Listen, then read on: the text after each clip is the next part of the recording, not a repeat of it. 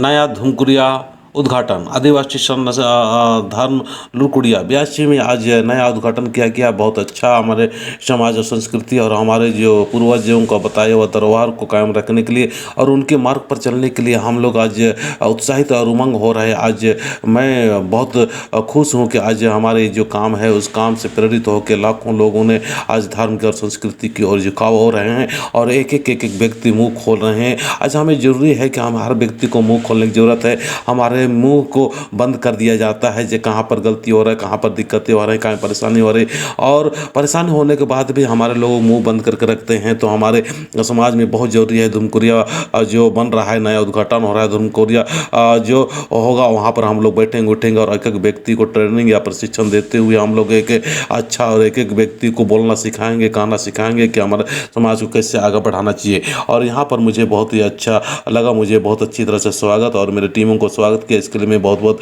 धन्यवाद करता हूँ। और मैं कोशिश करूँगा कि आप लोग के बीच में फिर मैं धुमकुरिया में एक नए सिरे से आने का प्रयास करूँगा ताकि मैं भी अपने संदेश के दे पाऊँगा। जय धर्मेश।